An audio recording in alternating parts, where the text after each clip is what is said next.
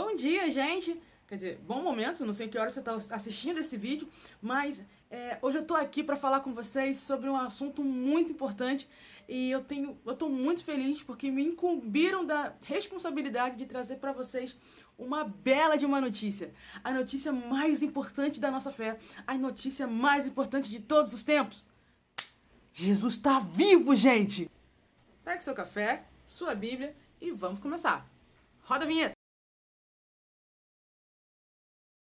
Então vamos lá? Antes de mais nada, vamos ler Colossenses 2, verso 13 ao 15. Diz assim: E quando vocês estavam mortos nos seus pecados e na incircuncisão da carne, ele lhes deu vida juntamente com Cristo, perdoando todos os nossos pecados, cancelando o escrito de dívida que era contra nós e que constava de ordenanças, o qual nos era prejudicial.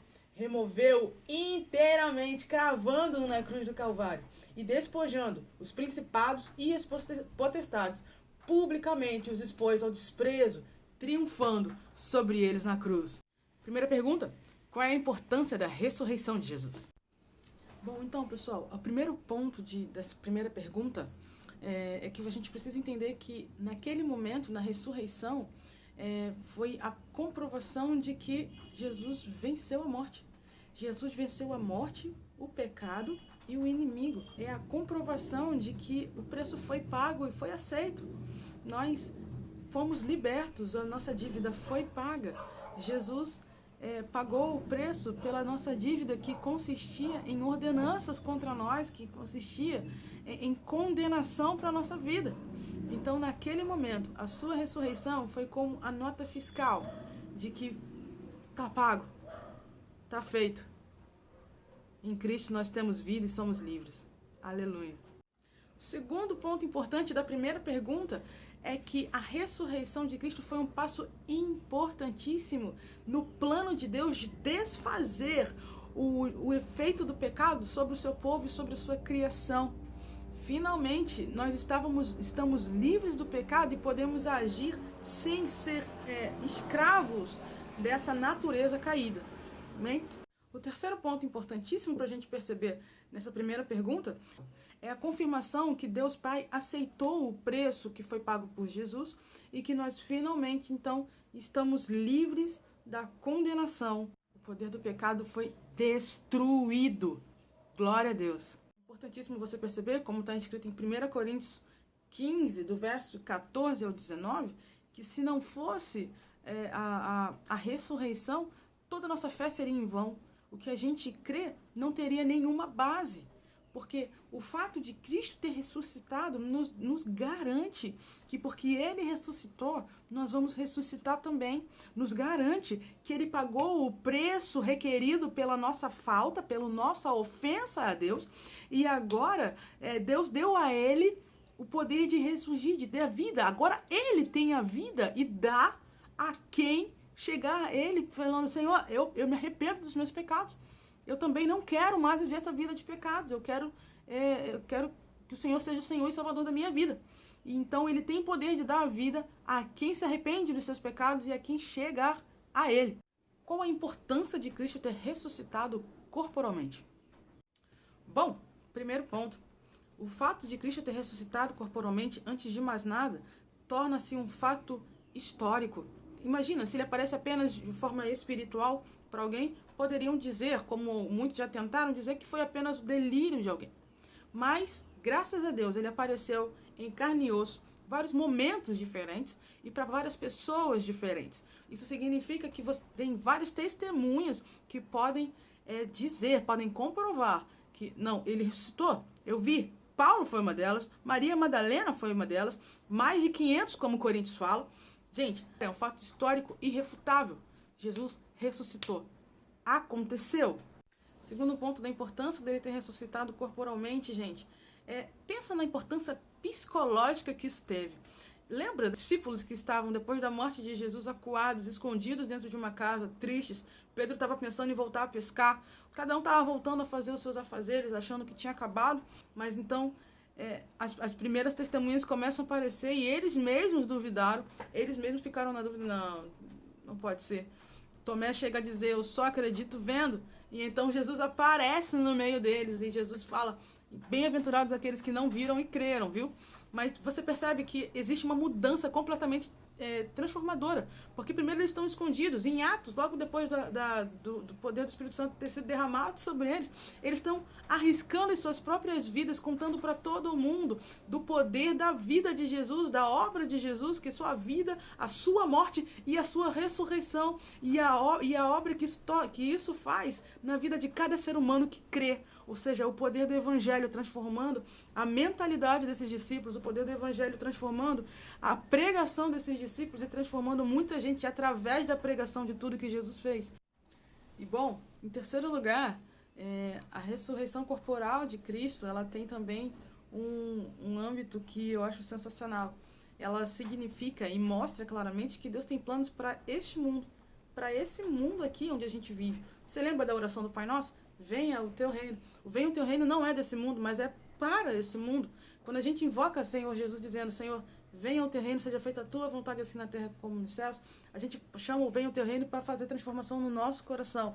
E quando ele transforma o nosso coração, com Jesus transformando o nosso coração, levando essa transformação também para cada área da nossa vida, levando essa transformação para a maneira como a gente lida com a nossa família, levando essa transformação para a maneira como a gente lida com o nosso tempo, com o nosso dinheiro, com os nossos amigos, com a nossa profissão, com o nosso trabalho, a maneira como a gente age, a maneira como a gente brinca, a maneira como a gente fala, transformando tudo que a gente é e assim também transformando as pessoas que estão ao nosso redor. A transformação de pessoas, de indivíduos, vai crescendo o reino, né? O reino vai se expandindo, porque Jesus diz, o reino não está aqui ou ali, mas ele está dentro de você. Isso significa que quando o reino ele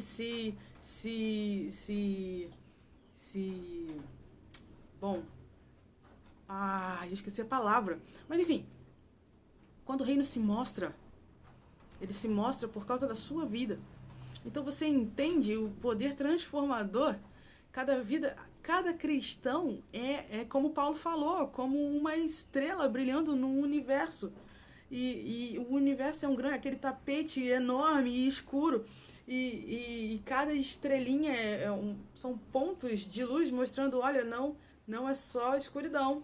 Tem algo a mais, tem algo a mais, tem algo a mais. E nesse mundo de trevas, nesse mundo caído, a nossa vida brilhando o reino de Deus, as leis do reino de Deus, mostrando que o reino de Deus é diferente, é diametralmente oposto às leis do reino deste mundo caído. A gente mostra que tem algo a mais. Não é só isso aqui. Não é só isso aqui. Tem algo a mais. Tem luz. Tem esperança. Tem uma vida diferente. Jesus é essa vida em nós, e a nossa vida espelhando Jesus alcança outras pessoas e vai expandindo o reino e vai transformando onde nós estamos, até transformar, quem sabe, com a graça de Deus, toda a sociedade. Lembra que as nossas pequenas atitudes diárias têm um poder transformador inimaginável. Portanto, a ressurreição de Jesus aponta para o plano de Deus de levantar uma nova humanidade, um novo céu e uma nova terra, completamente livre do poder e da influência do pecado. Graças a Deus. Então a nossa vida começa hoje mostrando isso para o mundo inteiro. E é uma preparação para o porvir, para a segunda vinda de Jesus, quando o seu reino será plenamente estabelecido, já não haverá mais pecado, já não haverá mais influência do pecado, e nós seremos completamente livres e vivendo nas leis do reino de Deus. Glória a Deus. Pergunta 3. Qual a importância da ascensão de Jesus? Antes de mais nada, graças a Deus, a ascensão de Jesus, ela mostra aquele dia em que os humilhados serão exaltados. Desculpa, brincadeira. Mas exaltação de Jesus. Porque aquele que foi humilhado pelos judeus, aquele que foi humilhado pelos romanos, Deus exaltou na frente dos olhos de todo ser humano. Porque Coríntios diz que naquele momento havia mais de 500 ali reunidos. Então, é o momento da exaltação de Jesus. Deus aceitou o desafio, o sacrifício de Jesus, e Deus o exaltou perante os homens. Graças a Deus. O segundo ponto da pergunta de qual a importância da ascensão de Jesus aos céus é que simplesmente que é o primeiro passo para retorno da nossa comunhão. Jesus diz que foi para junto do Pai para nos preparar lugar, como ele fala em João 14. E ele está preparando a casa para vir nos buscar, gente. Olha que lindeza. Quem aí está esperando com alegria no coração, crie expectativas, porque tenho certeza que vai ser um dia especialíssimo. Pergunta 4. Qual a importância de Jesus estar à destra de Deus Pai? Primeiro ponto. Primeiro porque não é exatamente um lugar, mas uma posição. A posição de estar à destra do rei significa que ele partilha da mesma confiança e da mesma autoridade do seu Senhor. Isso significa que Jesus tem a mesma autoridade que Deus Pai. Lembra que em Mateus 28 ele diz: foi-me dada toda a autoridade nos céus e na terra. Jesus tem a mesma autoridade de Deus, mas você pense que não é uma autoridade para descanso, mas é uma autoridade para governo. O governo está ativo e ele está governando, intercedendo por nós e nos representando diante de Deus Pai. Segundo ponto, e não menos importante, entenda que o fato dele estar à destra do Pai não significa que ele seja um auxiliar, mas como diz em Hebreus 1:3, diz assim, o Filho, que é o resplendor da glória de Deus e a expressão exata do seu ser, sustentando todas as coisas pela sua palavra poderosa, depois de ter feito a purificação dos pecados, assentou-se à direita da majestade nas alturas, tendo se tornado tão superior aos anjos, quanto herdou um mais excelente nome do que eles. Hebreus diz que Jesus é a expressão exata do ser de Deus, ou seja, é Deus em carne, é a parte física de Deus. Então, Jesus é Deus, ele tem toda a autoridade sobre os céus e a terra, porque ele é Deus. E ele recebeu essa autoridade de Deus Pai. Então, não é um auxiliar, é Deus. E qual a importância da segunda vinda de Jesus? Em primeiro lugar, a segunda vinda de Jesus marca, graças a Deus, a conclusão da sua exaltação. Vai ser o momento em que ele finalmente voltará dos céus e o seu reino será inaugurado. Nesse momento, todo joelho se dobrará e toda língua confessará que Jesus Cristo é o Senhor, para a glória de Deus Pai. Como diz Romanos 14, 11, 12, diz assim: por minha vida, diz o Senhor, diante de mim se dobrará todo joelho e toda língua dará louvores a Deus. Assim, pois, cada um de nós prestará contas de si mesmo diante de Deus. E, segundamente, vai ser, graças a Deus, aquele momento mais esperado, em que ele vai finalmente estrear, inaugurar os novos céus e a nova terra. Finalmente, será o final do plano, sabe? Em que ele finalmente terá um povo para si, um povo livre do poder do pecado e um povo que será céu, um povo que reinará com ele nesses novos céus e nova terra. E você se lembra? Vai ser o dia das bodas do Cordeiro, o dia da festa de casamento, o dia em que finalmente, eu sei que eu tô falando finalmente muitas vezes, mas gente, é um momento muito esperado. E vai ser um momento, não sei se você se lembra, mas em João, ele disse que ele nunca mais provaria, foi depois da ceia, que ele nunca mais provaria do fruto da vide, até aquele momento. Ele está nos esperando. Vai ser um momento muito especial. Você está se preparando? Se prepara. Prepara o seu coração, porque certamente vai valer muito a pena participar das bodas do Cordeiro. Mas espera aí, qual que é a importância da exaltação de Jesus para o mundo? Lembra que eu te falei que o processo de exaltação ele engloba 3 episódios. Ele engloba a sua ressurreição, começa na sua ressurreição, passa pela sua ascensão aos céus, o seu governo à destra do Pai, e vai até a parte da sua segunda vinda. Então, para o mundo, a sua exaltação mostra claramente que o Senhor da história é Cristo. É Ele que não somente está regendo, mas Ele está mandando no desenrolar da história. Ele está com tudo no controle de suas mãos. Como diz o Salmo 24, do Senhor é a terra e tudo que nela há, o mundo e os que nele habitam.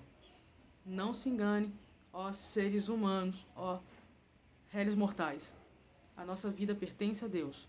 O mundo pertence a Deus. E a história está no controle das mãos de Deus, que está fazendo tudo para culminar na sua vontade, na sua perfeita vontade, que é boa, perfeita e agradável. Glória a Deus. E por último, mas certamente não menos importante, qual é a importância da ascensão de Jesus para o seu povo, para a igreja? Gente, o bom dessa pergunta é que ela é uma pergunta recapitulativa. Essa palavra existe? Não sei. Mas enfim, significa que a gente pode fazer um resumão do que a gente viu até aqui com essa pergunta. A gente lembra que cada episódio da sua exaltação, e são 3, eles representam algo específico para nós como igreja. Então vamos lá, vamos lembrar? Eu quero que vocês falem para mim. O que representa a ressurreição? Boa, isso mesmo. A ressurreição representa a vitória sobre a morte, sobre o poder do pecado, sobre o inimigo das nossas almas e a aceitação de Deus pelo sacrifício feito por Jesus. Ressurreição significa que Deus aceitou o preço pago no nosso lugar. E a ascensão? O que significa a ascensão de Jesus? Isso aí. Significa que a inauguração do novo caminho. Significa que Jesus é Ele mesmo o próprio caminho. Como Ele disse, eu sou o caminho, a verdade e a vida. E ninguém vem ao Pai a não ser por mim. Jesus é o novo caminho. Jesus é o caminho de volta para termos relacionamento com o Pai.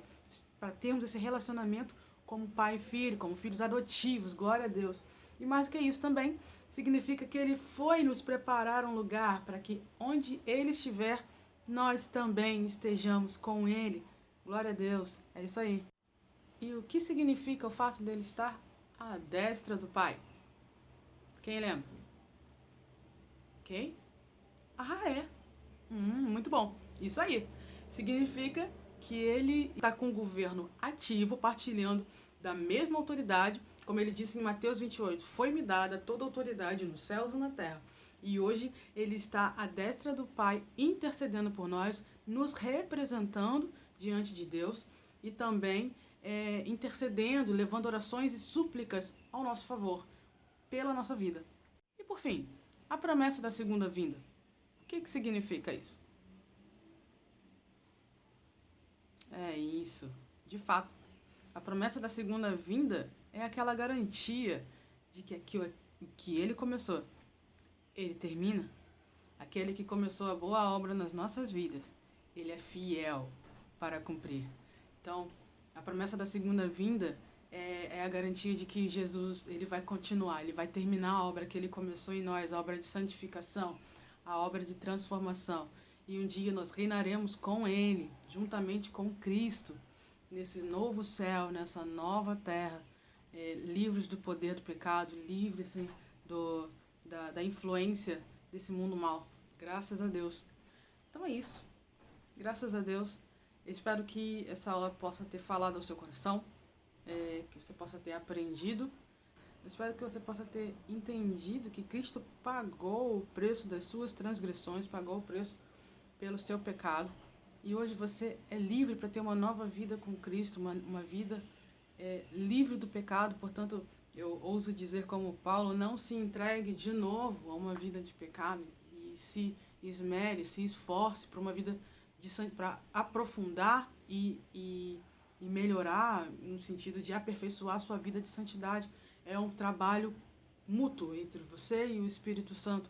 Então se esforce, faça a sua parte e que o Espírito Santo continue te transformando, te levando a bom termo, para que, como a gente viu lá no início sobre a ressurreição, que aquilo que Jesus começou, Ele que começa hoje, começa aqui, a transformação de corações, que vai transformando você, o seu próximo, o outro, até que a gente consiga transformar tudo ao nosso entorno e fazer com que Cristo seja visto através da nossa vida, através de nós como igreja.